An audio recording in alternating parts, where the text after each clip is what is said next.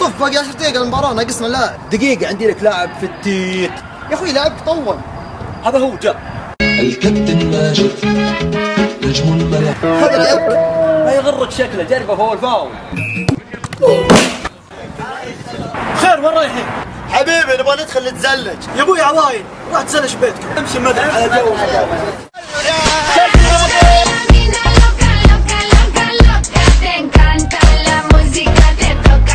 ها يا عيال شو الوضع اليوم؟ كل واحد بيروح بيته يا ابوي. مشغولين.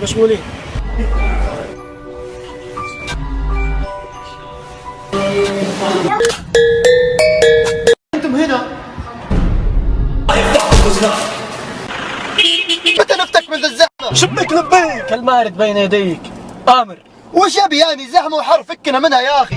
انزل شوف وين حنا فيه. يا لبيه وش ذا البلاد وش ذا المطار وش ذا الزين يا ابوي حرك وراك زحمة. وين رايح؟ ابى اسافر مع العيال. يا ولادي والله ما مرتاح لسفرة. وين شنطتك؟ تأخرنا. يا عيال والله ابوي عيا ما اقدر اجي. خلك عند ابوك حرك. يا ولادي العلم بالرحمة زينك سمعت كلام ابوك. اسمع قهوة، موعد الامتحان الحصة الجاية. يا ليل ما في امل نغيب ذا. ولا هو تعالوا نجيب الشركة. الساعة الصبح صار علي حاجة يعني ما في اختبار. يا حبيبي انا راسب عنده سنتين والله بيجي. هيا يا رجالة جاهزين للامتحان؟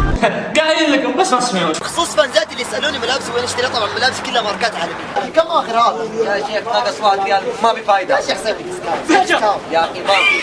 تشتري من هنا في السناب تقول ماركات. سعودي كذاب. يا صادق.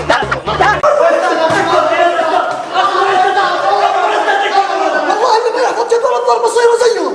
يلا يا جماعة متأخرين على المنهج. يا استاذ اخر صكة يا استاذ.